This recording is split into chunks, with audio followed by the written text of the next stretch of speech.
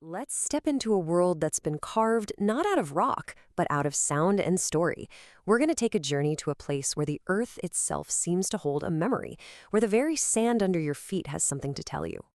So, right off the bat, these opening lines are basically our map. They're dropping us into this mythic, almost otherworldly place.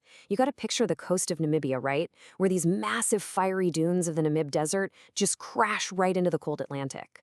It's a place of incredible elemental clashes, and that's exactly where this story is taking us. So, what are we doing here? Well, we're gonna treat the lyrics of one single, really powerful song like a guidebook. We're gonna pull apart its story, dig into its big ideas, and really just explore the entire world that's been built inside these verses. Our first stop, man, it's a timeless story, isn't it?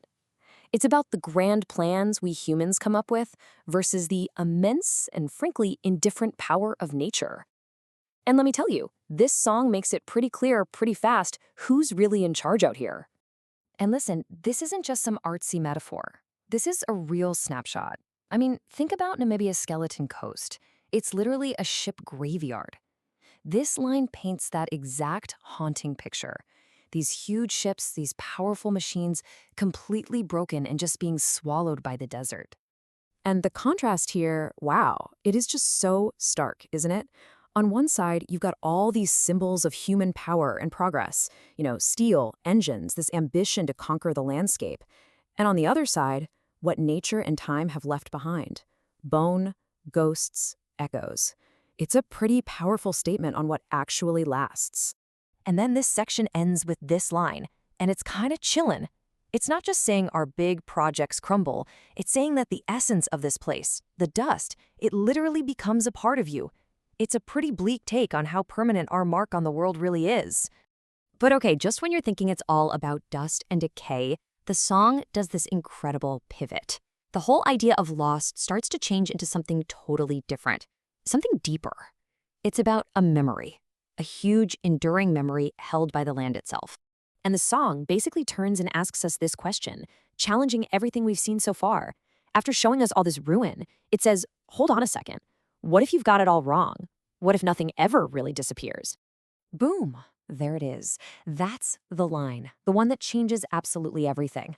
The desert isn't a graveyard of forgotten things. It's a living archive. The sand itself is holding on to every memory.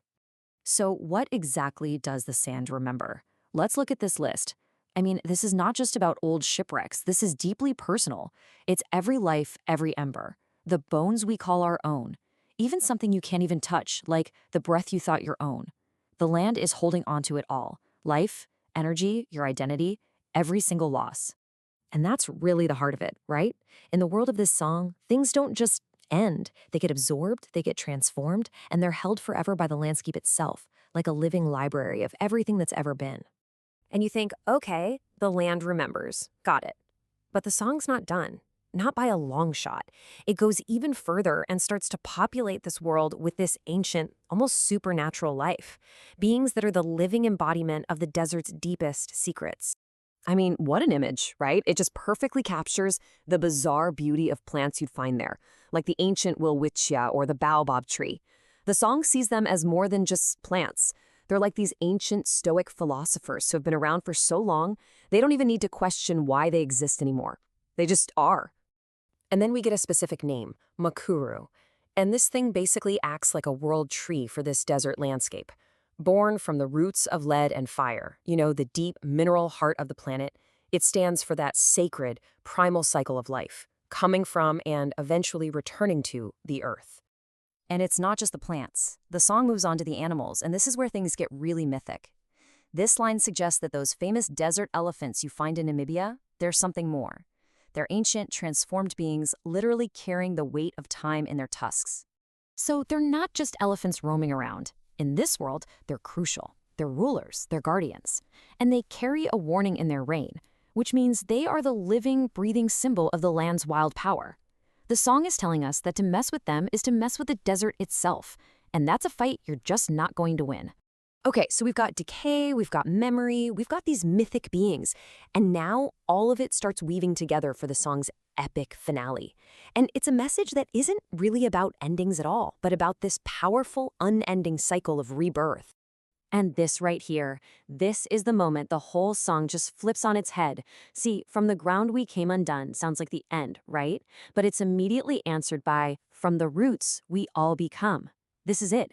This is the philosophy of the whole song.